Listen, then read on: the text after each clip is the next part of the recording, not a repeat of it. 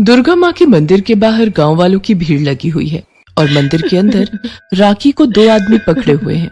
राखी रो रही है, छोड़ दो, मुझे छोड़ दो, मैंने आखिर क्या किया है। तभी मंदिर के पुजारी और इस गांव के मुखिया रघुवीर जी गुस्से से लाल होकर कहते हैं, काट दो इसका गला, इसने घोर पाप किया है, मैं इस गांव में ये सब सहन नहीं करूंगा।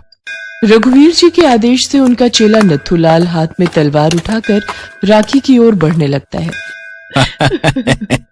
बहुत सताया है तूने मुझे, अब तुझे कौन बचाएगा।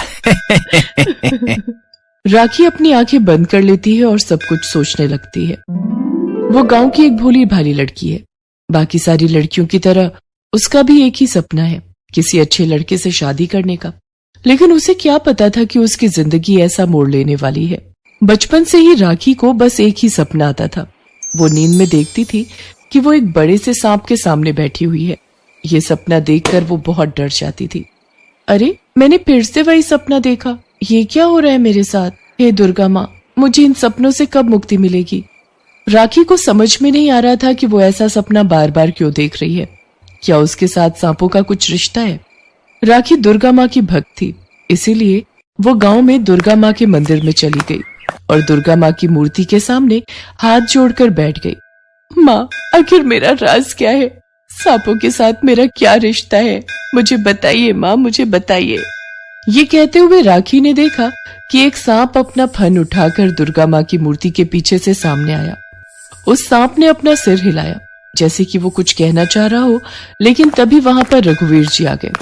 अरे, मंदिर में सांप कहाँ से आ गया। वो सांप वहां से भाग गया। राखी बेटी, अच्छा है कि मैं आ गया, नहीं तो ये सांप तुझे काट लेता। अब जा, घर चली जा। राखी वहां से चली गई, लेकिन उसका ध्यान मंदिर के उस सांप पर ही टिका रहा। उस रात राखी ने एक अजीब सा सपना देखा। उसने देखा कि नागराज के पास एक सुंदर सी नागिन बैठी हुई है। नागराज उस नागिन से कह रहे हैं, मल्लिका, तुम मुझे छोड़कर कभी कहीं जाओगी तो नहीं ना। नहीं नागराज, नहीं, आप ही मेरे सब कुछ हो, भला आपको छोड़कर मैं कहाँ जाऊंगी। तभी वहां चारों तरफ आग लग गई और उसी आग में जलकर मल्लिका की मौत हो गई और तभी राखी की नींद भी टूट गई।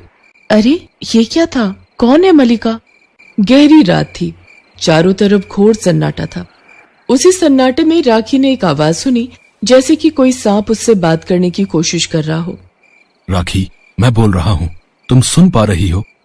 राखी डर गई। कौन है। मैं हूँ राखी, नागराज। तुम डरो मत राखी, माँ दुर्गा हमारे साथ है। माँ दुर्गा, लेकिन क्यों, तुम क्या बोल रहे हो, मुझे कुछ समझ में नहीं आ रहा। तभी वो सांप खिड़की से कमरे के अंदर घुसा और बोला, तुम्हें कुछ याद नहीं आ रहा मल्लिका। मल्लिका, अभी तो सपने में मैंने इस नाम को सुना। तुम ही मल्लिका हो, मेरी मल्लिका। ये बोलकर वो सांप एक खूबसूरत आदमी में बदल गया। तुम पिछले जन्म में मेरी मल्लिका थी और मैं था नागराज। हम यहीं इसी गांव में रहते थे। तब ये गांव बिल्कुल अलग था, हम बहुत खुश थे। मल्लिका यानी राखी को सब कुछ याद आ गया। वो दोनों हंसते खेलते रहते थे। तब यहाँ घना जंगल हुआ करता था, लेकिन एक दिन शहर से एक लालची आदमी वहां आया। उसका नाम राधेश्याम था। मैं इस जंगल को काट दूंगा और यहाँ एक फैक्ट्री खोलूंगा, तुम लोग चारों तरफ आग लगा दो। तभी राधेश्याम के लोगों ने जंगल में आग लगा दी और उसमें नागराज और मल्लिका का देहांत हो गया। उनकी आत्मा स्वर्ग में दुर्गा माँ के सामने पहुंची तो दुर्गा माँ ने कहा, तुम दोनों की मृत्यु ने मुझे भी बहुत दुख दिया है। हे दुर्गा माँ, हम दोनों उस आदमी से बदला लेना चाहते हैं। अपेक्षा करो, समय आने पर तुम दोनों को धरती पर पुनर्जन्म जरूर मिलेगा। और उसके कई सालों बाद दोनों को धरती पर पुनर्जन्म मिला। नागराज को एक इच्छाधारी सांप के रूप में और मल्लिका को राखी के रूप में। लेकिन राखी सब कुछ भूल गई थी। अब उसे सब कुछ याद आ गया। राखी ने कहा, मुझे सब कुछ याद तो आ गया है, लेकिन मैं नागिन नहीं बन सकती, वो क्षमता मेरे अंदर नहीं है। है राखी, है, बस सही समय पर वो नजर आएगा। ऐसे ही दोनों बातें करने लगे, लेकिन अभी तक दोनों को पता नहीं चला कि आखिर बदला किससे लेना है, कौन है वो आदमी। अगले दिन सुबह सुबह राखी घर से बाहर निकली तो मुखिया रघुवीर का चमचा नथुलाल उसके सामने आ गया और उससे छेड़खानी करने लगा। अरे जाने मन, कहाँ जा रही हो, जरा इधर भी तो देख लो। मुझे डिस्टर्ब मत करो नथुलाल, अच्छा नहीं होगा। भला क्या बिगाड़ोगी तुम हमारा? हम मुखिया के आदमी हैं। ये कहते हुए नथुलाल ने राखी का हाथ पकड़ लिया और राखी ने उसे जोर से एक थप्पड़ मारा। नथुलाल गुस्सा हो गया। इसका अंजाम अच्छा नहीं होगा राखी, देख लेना। राखी काम खत्म करके घर लौट आई। रात हो गई और अचानक से राखी का पेट दर्द करने लगा। राखी दवाई खरीदने बाहर निकल पड़ी। वो दुर्गा माँ के मंदिर के पास आ गई और उसने देखा कि मुखिया रघुवीर और नथुलाल एक बस्ता लेकर मंदिर के बाहर खड़े हैं। मालिक, आज तो मजा ही आ गया। आज बहुत माल आया है बाहर से। जानवरों को मार के खाल निकाल के बेचना ही तो मेरा काम है। इस बस्ते में जो खाल है वो 1 हफ्ते के अंदर विदेश में बिक जाना चाहिए। हो जाएगा मालिक। अब मैं इस बस्ते को दुर्गा माँ की मूर्ति के पीछे छुपा देता हूँ। आपका आइडिया बहुत अच्छा था। मंदिर की आड़ में ये सब करने से किसी को कोई शक भी नहीं होता है। राखी ने सब कुछ सुन लिया और उसे सब कुछ समझ में आ गया। ये मुखिया निर्दोष जानवरों को मारकर पैसे बनाता है। राखी वापस जाने ही वाली थी कि तभी मुखिया ने उसे देख लिया। अरे, उस लड़की ने सब कुछ सुन लिया है। नथुलाल, पकड़ो उसे। नथुलाल ने राखी को पकड़ने की कोशिश की, लेकिन राखी उसे चकमा देकर अपने घर चली गई। रघुवीर ने कहा, इसे तो मारना ही होगा, लेकिन दूसरी तरह। कमरे में घुसते ही राखी ने देखा कि वो सांप आदमी के रूप में कमरे में बैठकर उसका इंतजार कर रहा है। राखी ने कहा, मुझे पता चल गया है सब कुछ। वो मुखिया रघुवीर ही राधेश्याम है। उसका भी पुनर्जन्म हुआ है, इसीलिए हमारा भी पुनर्जन्म हुआ है, बदला लेने के लिए। लेकिन बदला कैसे ले? तभी वहां पर मुखिया गांव वालों को लेकर आ गया और घर का दरवाजा तोड़ डाला। ये देखो, किसी मर्द के साथ रात को कमरे में बैठी हुई है ये लड़की। ये तो इस गांव के लिए कलंक है। इस गांव से कलंक मिटाना पड़ेगा। वो सांप खिड़की से भाग गया। सब लोगों ने राखी को पकड़ लिया और मंदिर में ले गए। मुखिया ने कहा, काट दो इसका गला। इसने घोर पाप किया है। मैं इस गांव में ये सब सहन नहीं करूंगा। रघुवीर जी के आदेश से उनका चेला नथुलाल हाथ में तलवार उठाकर राखी की ओर बढ़ने लगता है। बहुत सताया है तूने मुझे, अब तुझे कौन बचाएगा? तभी वहां वो सांप आ गया और नथुलाल को काट लिया। नथुलाल की मौत हो गई। वो सांप आदमी के रूप में आया। बचाओ, बचाओ। रघुवीर, तू पापी है, जानवरों को मारता है अपने फायदे के लिए। पिछले जन्म से तू यही करता आ रहा है। और तब राखी भी नागिन में बदल गई।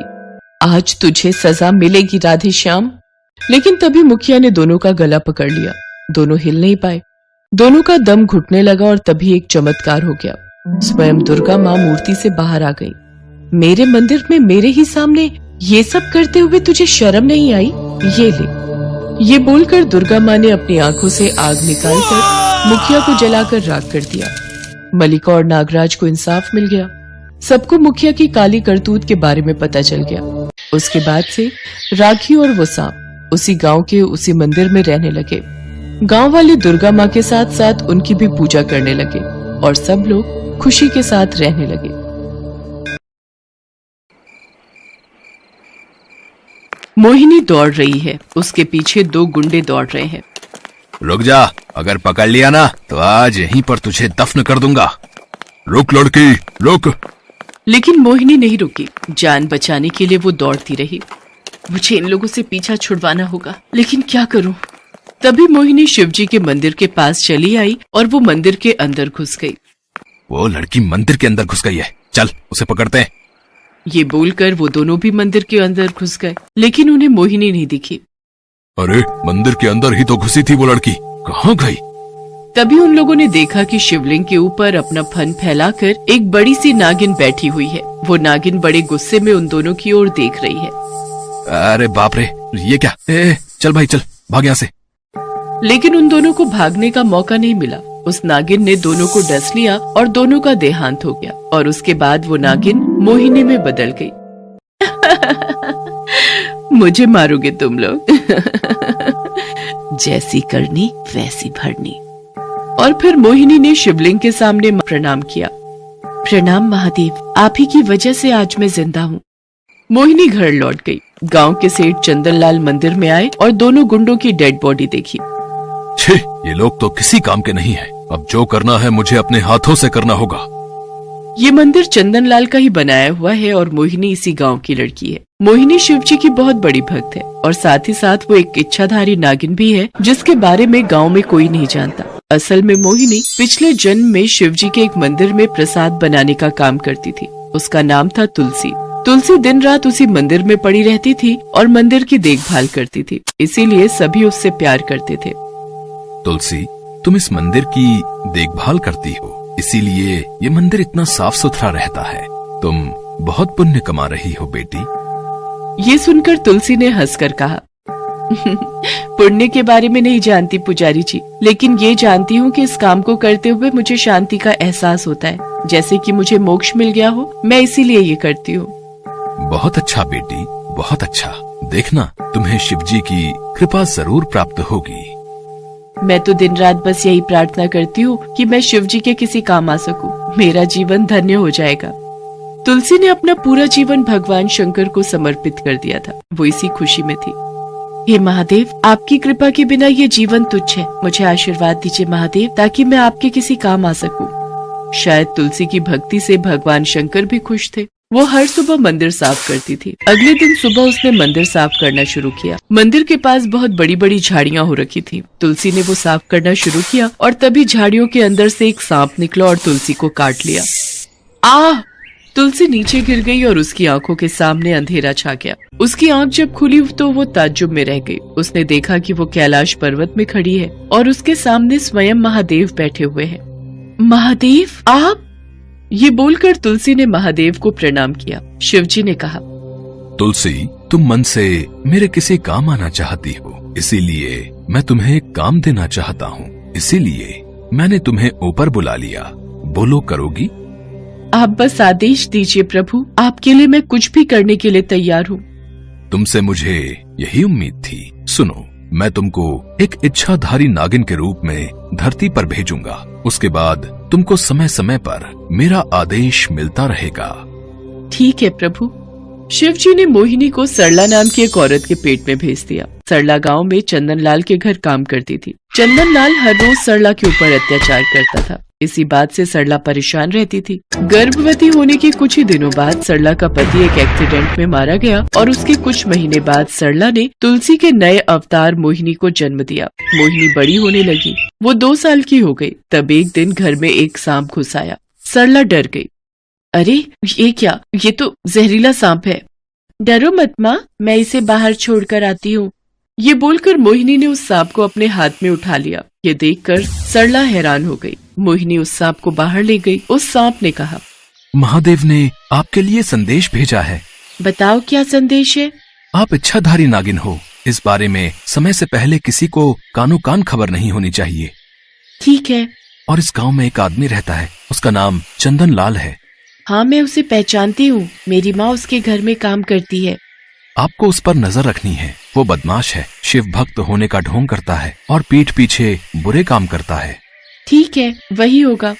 उस दिन सरला चंदनलाल के घर काम करने गई और उसके हाथ से एक फूलदानी नीचे गिरकर टूट गया। उसी वजह से चंदनलाल ने उसे मारना शुरू किया। सरला के सिर पर चोट लग गई और सर से बहुत ज्यादा खून निकलने लगा। चंदनलाल उसे अस्पताल भी नहीं लेकर गया और वहीं पर सरला का देहांत हो गया। गंदे नाली के कीड़े, अब इसे नदी में फेंकना पड़ेगा। उसने अपने पालतू गुंडों से सरला की लाश को नदी में फेंकवा दिया। मोहिनी को जब ये सब पता चला तब वो बहुत रोई और उसने अपने आप से एक वादा किया, मैं इसका बदला लूंगी। शिवजी ने इसी आदमी पर नजर रखने के लिए कहा है। सही समय आने पर मैं इसे खत्म कर दूंगी। इसके बाद से मोहिनी अकेले ही जीने लगी और चुपके से चंदनलाल पर नजर रखने लगी। चंदनलाल कब कहाँ जाता है, क्या करता है, मोहिनी ने सब कुछ देख लिया। ऐसे ही 16 साल बीत गए। मोहिनी जवान हो गई। एक दिन चंदनलाल ने अपने गुंडों की मदद से सरकारी खजाने से बहुत सारे सोने के जेवर लूट लिए। ये आज तक की मेरी सबसे बड़ी चोरी है। लेकिन इतना सारा सोना छुपाएंगे कहाँ? घर में पुलिस की रेड पड़ी तो सब कुछ खत्म हो जाएगा। उसकी चिंता तू क्यों कर रहा है? मैंने सब कुछ सोच के रखा है। इसी गांव में मैं एक शिवजी का मंदिर बनवाऊंगा और उसी के नीचे मैं इन चीजों को छुपा कर रखूंगा। मंदिर के नीचे खोदने की किसी की हिम्मत नहीं होगी। मंदिर का काम शुरू हुआ और चंदनलाल ने सारा सोना मंदिर के नीचे दफन कर दिया। लेकिन वो करते हुए चंदनलाल ने मोहिनी को देख लिया। मोहिनी सब कुछ छुप कर देख रही थी। अरे वो लड़की, पकड़ो उसे। दोनों गुंडे मोहिनी के पीछे दौड़ने लगे, लेकिन मोहिनी अपने नागिन रूप में आकर एक झाड़ी के पीछे छुप गई। वो दोनों मोहिनी को ढूंढ नहीं पाए और चंदनलाल के पास लौट गए। नहीं नहीं, उस लड़की को खत्म करना ही होगा। वो इसी गांव की है। उसे ढूंढ के निकालो और खत्म कर दो। जी मालिक। मोहिनी घर नहीं लौटी। वो नागिन के रूप में जंगल में ही रहने लगी। उधर मंदिर बनकर तैयार हो गया। पूजा पाठ भी शुरू हो गया। एक दिन मोहिनी को किसी कारण से घर लौटना था। वो घर की ओर जा रही थी। इतने में वो दोनों गुंडे उसके पीछे पड़ गए। मोहिनी मंदिर के अंदर घुस गई और नागिन के रूप में शिवलिंग के ऊपर बैठ गई और फिर उसने दोनों को मार दिया। चंदनलाल खुद मोहिनी को मारने के लिए तैयार होने लगा। उधर रात को एक सांप मोहिनी के पास आया। बताओ क्या संदेश लाए हो? उसे अब खत्म करना होगा ताकि वो सारा सोना इस गांव के शिव भक्त लोगों के काम आ सके। ये काम तुम्हें ही करना होगा। मोहिनी तो इसी पल का इंतजार कर रही थी। अगले दिन सोमवार था। सोमवार को मंदिर में बड़े धूमधाम से शिव जी की पूजा की जाती थी। चंदनलाल भी वहाँ रहता था, इसीलिए अगले ही दिन मोहिनी शाम को मंदिर चली गई। चंदनलाल पूजा कर रहा था। बंद करो ये ढोंग। अरे तुम मरने के लिए खुद चली आई। वो तो अभी पता चल जाएगा। चंदनलाल ने मोहिनी पर अटैक किया, लेकिन मोहिनी अपने नागिन अवतार में चली आई। ये देखकर सभी के होश उड़ गए और फिर मोहिनी ने चंदनलाल को अच्छे से जकड़ लिया ताकि वो हिल ना सके। आसपास के लोग गुस्सा हो गए। अरे तुम इसे क्यों मार रही हो? हाँ, इन्होंने ही तो ये मंदिर बनाया है, छोड़ दो इन्हें। नहीं छोड़ूंगी, ये आदमी हैवान है, हैवान। सुनो तुम लोग। मोहिनी ने सभी को सब कुछ बता दिया। मंदिर के नीचे खोदा गया और वहाँ से सोना निकाला गया। चंदनलाल ने कहा, मुझे माफ कर दो, मुझे माफ कर दो। नहीं नहीं, इसे मार डालो, मार डालो। मोहिनी ने चंदनलाल को डस लिया। उसका देहांत हो गया। इस तरह एक शिव भक्त नागिन ने शिव जी का आदेश मानते हुए एक पापी को मार डाला। सोना बेचकर गांव में अस्पताल बनाया गया। मोहिनी उसके बाद से उस मंदिर में ही शिवलिंग के आसपास रहने लगी। गांव वाले उसकी भी पूजा करने लगे। वो चारों तरफ शिव भक्त नागिन के नाम से मशहूर हो गई।